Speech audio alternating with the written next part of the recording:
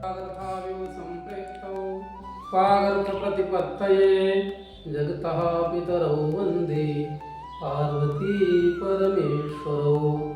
मित्राणि सर्वेभ्यो नमो नमः।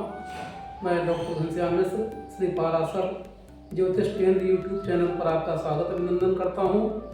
मित्रों, इससे पूर्व की वीडियो में हमने देखा किस भाव से क्या विचार किया जाता है। जो भाव सुस्वाम सत्कृते हेतु दृष्टो वर्धते असुभय निरीक्षित हेतु नष्टो मिश्रेत मध्यमा। जो भाव अपने स्वामी से युक्त हो अथवा शुद्ध हो से दृष्ट हो उस भाव की वृद्धि होती है। हमने पूर्व की वीडियो में ये जाना है। आज हम जानेंगे किसी भाव की पुष्टि के लिए भाव भावेश और भाव कारक इनको बलि होना अति आवश्यक होता है। भाव तो हम लोग जानते हैं, जैसे प्रथम भाव हो गया, प्रथम भाव, द्वितीय भाव, तृतीय भाव, चतुर्थ भाव, पंचम भाव, षष्ठ, सप्तम, अष्टम, नवम, दशम, एकादश, द्वादश, इस प्रकार से 12 भाव हो गए। भावेश भाव के जो स्वामी हैं वो हमारे भावेश हुए। जैसे किसी की लग्न मेष लग्न है तो मेष लग्न तो ये प्रथम भाव हुआ। अब जो मेष लग्न का स्वामी है मंगल, ये हमारा भावेश हुआ। इसी प्रकार से दूसरे भाव में धन भाव पर हमारा भावेश शुक्र हुआ, तीसरे भाव पर हमारा भावेश बुध हुआ, चौथे भाव पर हमारा भावेश चंद्रमा हुआ, पांचवें भाव पर सूर्य, छठवें भाव पर हमारा भावेश बुध, सातवें भाव पर शुक्र, आठवें पर मंगल, नौवें पर गुरु, 10वें पर शनि, 11वें पर शनि, 12वें पर बृहस्पति। इस प्रकार से हमारे भावेश हुए।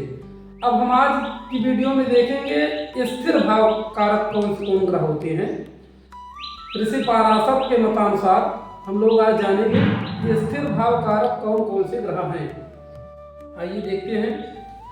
प्रथम भाव के स्थिर कारक सूर्य है, दूसरे भाव के स्थिर कारक देवगुरु बृहस्पति है, तीसरे भाव के स्थिर कारक मंगल है, चौथे भाव के स्थिर कारक चंद्रमा है, पांचवें भाव के स्थिर कारक गुरु हैं, छठवें भाव के स्थिर कारक मंगल हैं, सातवें भाव के स्थिर कारक शुक्र हैं, आठवें भाव के स्थिर कारक शनि हैं, नवें भाव के स्थिर कारक देवगुरु बृहस्पति हैं, 10वें भाव के स्थिर कारक बुध हैं, 11वें भाव के स्थिर कारक गुरु हैं, 12वें भाव के स्थिर कारक शनि हैं। इस प्रकार से हमारे स्थिर कारक ग्रह हुए। अब हम स्थिर कारक ग्रहों का जो महत्व है उसके बारे में हम जानेंगे। जैसे मान लीजिए हमको किसी की लग्न का विचार करना है, स्वास्थ्य उसका कैसा रहेगा, तो जैसे हम प्रथम भाव यानी लग्न, इस पर अगर कोई शुभ ग्रह बलि ग्रह बैठा हुआ है तो ये भाव बलि माना जाता है। अब इसके भावेश प्रथम भाव मेष लग्न बैठा है, मेष लग्न की स्वामी मंगल है, तो हम मंगल की स्थिति देखेंगे। भाव भावेश प्रथम भाव पर कोई शुभ ग्रह बैठा हो या इसका स्वयं का स्वामी बैठा हो तो ये भाव बलि होता है। अब इसका स्वामी मंगल यहाँ पर बैठे हो या कहीं पर हो, वृश्चिक राशि के हो या मंगल मकर राशि पर उच्च के होते हैं मंगल, तो बलि माने जाएंगे। तो ग्रह अगर अपने उच्च का है या अपने घर का है या अपने मूल त्रिकोण में है तो बलि माना जाता है। उसी प्रकार प्रथम भाव का कारक स्थिर कारक सूर्य है। सूर्य भी अगर कुंडली में बलि हो, भाव भी बलि हो, भावेश भी बलि हो, तो ऐसा व्यक्ति स्वास्थ्य रूप रंग से बढ़िया अच्छा दिखेगा। दूसरा भाव हमारा धन भाव है। धन भाव पर इनके स्थिर कारक देवगुरु बृहस्पति हैं जी। अब देखिए दूसरे भाव पर वृष राशि है। वृष राशि का स्वामी शुक्र होता है। शुक्र कुंडली में बलि हो, बलि होने का मतलब वृष राशि का हो, तुला राशि का हो या मीन राशि का उच्च का होता है। और इसके साथ साथ वर्गोत्तम में हो, वर्गोत्तम मतलब नवांश कुंडली में अपने घर का हो और जन्म कुंडली में भी अपने घर का हो, तो ऐसा ग्रह वर्गोत्तम कहा जाता है। तो अब उसके साथ दूसरे भाव का कारक देवगुरु बृहस्पति ये बलि हो। इस प्रकार से अगर ये तीनों बलि हैं तो आदमी धन धान से संपन्न होगा। तीसरे भाव के कारक मंगल हैं। मंगल तीसरा भाव भावेश और भाव कारक। अब यहाँ इस कुंडली के अनुसार तीसरे भाव के स्वामी बुध हुए, तीसरे भाव का कारक मंगल जी। और तीसरा भाव का स्थिर कारक भी मंगल है। और इसका भाव, ये भाव ही है भावेश। तीसरी राशि जो है यहाँ पर तीसरा भाव, प्रथम भाव, द्वितीय भाव, तृतीय भाव, इसका स्वामी इसमें मिथुन राशि लिखी है ना, मिथुन राशि स्वामी बुध है। बुध को बलि होना चाहिए, यहाँ पर कोई शुभ ग्रह बैठा होना चाहिए। और तीसरे भाव का कारक मंगल है। मंगल कुंडली में कहीं भी मेष राशि का हो, वृश्चिक राशि का हो, मकर राशि का उच्च का होता है। इस प्रकार से मंगल भी बलि हो तो उस व्यक्ति को साहस और भाई बंधुओं से संपन्न होगा। इसी प्रकार से चौथा भाव भूमि भवन वाहन माता का, चौथे भाव का स्वामी भी चंद्रमा है और चौथे भाव का स्थिर कारक इस कुंडली के अनुसार चौथे भाव का स्वामी चंद्रमा है। चौथे भाव का स्थिर कारक भी चंद्रमा कहा जाता है जी। भाव भावेश और भाव कारक के तीनों बलि हो गए इस समय, क्योंकि चौथा भाव में जो भाव सुशाम सब खेटे ऋतु दृष्टि वर्धते, भाव अपने स्वामी से युक्त हो अथवा शुभ ग्रहों से दृष्ट हो तो भाव की वृद्धि होती है। तो चंद्रमा अपने घर का ही बैठा है तो भाव बलि हो गया। भावेश चंद्रमा ही है तो भावेश भी बलि हो गए और भाव कारक भी चंद्रमा है तो भी बलि हो गया। और इसी प्रकार से हम पंचम भाव देखेंगे, संतान भाव। संतान भाव के स्थिर कारक देवगुरु बृहस्पति है। अब इसमें पंचम राशि बैठी हुई है, इसमें सिंह राशि बैठी है पंचम भाव पर, ये भाव बलि है। शुक्र गुरु भी बैठा है। भावेश इसके स्वामी सूर्य है, सूर्य भी कुंडली में बलि होना चाहिए। सूर्य मेष राशि का हो गया है, वो भी बलि है। भाव का कारक देवगुरु बृहस्पति है। तो इस प्रकार से इनके भी पुत्र संतान और कन्या संतान, सारी संतान सुख इनको पूर्ण रूप से रहेगा। विद्या बुद्धि उन्नत भी अच्छी होती रहेगी। इसी प्रकार से छठे भाव के स्वामी मंगल है, सातवें भाव के शुक्र है, आठवें भाव के शनि है, नवें भाव के देवगुरु बृहस्पति है, दसवें भाव के बुध है, 11वें भाव के गुरु हैं और 12वें भाव के शनि हैं। तो किसी भी भाव की वृद्धि के लिए भाव, भावेश और भाव कारक तीनों का बलि होना आवश्यक है। अगर तीनों बलि है उसको पूर्ण रूप से भाव का शुभ फल प्राप्त होगा।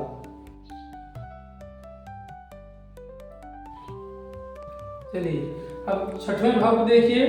छठे भाव का स्थिर कारक मंगल है जी। भाव, भावेश और भाव कारक हमने पहले बताया। छठे भाव से रोग, शत्रु, मामा इत्यादि का विचार होता है, मुकदमेबाजी का विचार होता है। तो छठे भाव पर मंगल बैठा है। छठा भाव अगर पाप पीड़ित हो, मंगल, शनि, राहु, केतु बैठे हो तो जातक के लिए शुभ होता है। रोग, शत्रु उसके हमेशा पीड़ित होते हैं, शत्रु पीड़ित होती है, अस्थायी रोग कोई नहीं रहता है जी। तो इस प्रकार से छठे भाव से मामा का भी विचार किया जाता है जी। तो भाव, भावेश, कारक अगर ये तीनों बलि हो तो रोग, शत्रु उनको परेशान करते हैं। तो छठे भाव को बलि नहीं होना चाहिए, कमजोर होना चाहिए, यहाँ पे पापी ग्रह होना चाहिए तो जातक के लिए शुभ होता है। सातवें भाव, भाव, भावेश और भाव कारक। सातवें भाव पर तुला राशि है जी। तुला राशि का स्वामी शुक्र है। तो भाव और भावेश दोनों में सप्तम भाव है ये, इसका स्थिर कारक भी शुक्र है और ये तुला राशि का स्वामी भी शुक्र है और तुला राशि शुक्र भी बैठा है। ये भाव बलि हो गया। सप्तम भाव से पत्नी, पत्नी का रूप रंग, पत्नी चरित्र कैसे होगी, चरित्रवान पत्नी होगी कि नहीं होगी, ये सारी चीजें हम सप्तम भाव से देखते हैं। व्यवसाय भी सप्तम भाव से देखते हैं। तो इसी प्रकार से अष्टम भाव, अष्टम भाव का स्थिर कारक शनि है। शनि अगर बलि हो तो आदमी, शनि से आयु का भी विचार किया जाता है। शनि अगर बलि है तो आदमी व्यक्ति दीर्घायु होगा। नवम भाव से इसी प्रकार हम देखेंगे भाव, भावेश और भाव कारक। अब यहाँ पे नवी राशि लिखी हुई है। नवी भाव पे, नवी भाव यानी धनु राशि, नवी राशि धनु राशि है। धनु राशि स्वामी बृहस्पति है। तो ये भाव भी अपने, चूंकि अपने ही घर से युक्त है तो भाव भी बलि हुआ और नवम भाव का स्वामी भी जो है बृहस्पति हुए। स्थिर कारक स्वामी नवम भाव के गुरु हैं, गुरु बलि हो गए। और नवमेश गुरु हैं, जो नवम भाव धनु राशि है इसके भावेश जो है वो गुरु हैं, ये भी बलि हो गया पूरा। इसी प्रकार से ऐसा व्यक्ति भाग्यवान होगा, रत्नों को धारण करने वाला होगा, विदेश यात्रा करने वाला होगा। दसम भाव पर देवगुरु, दसम भाव पर बृहस्पति बुध बैठे हुए हैं। दसम भाव के स्थिर कारक बुध हैं जी। बुध बलि हो, दशमेश बलि हो और दशम भाव का स्वामी बली हो। तो दशमेश कौन है हमारे? मकर राशि है, मकर राशि स्वामी शनि होता है। दशम भाव का मकर राशि है तो शनि, और दशम भाव के कारक बुध। बुध है जी।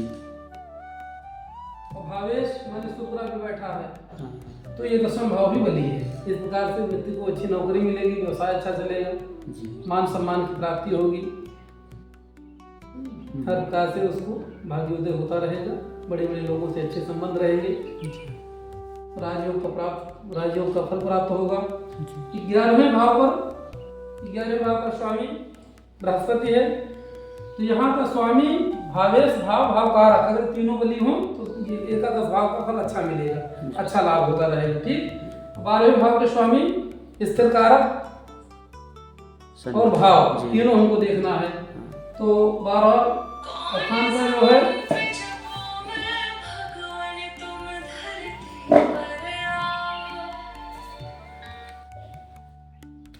चलिए 12वें भाव से हम हानि व्यय भाव देखते हैं। ठीक है। अब 12वें भाव पर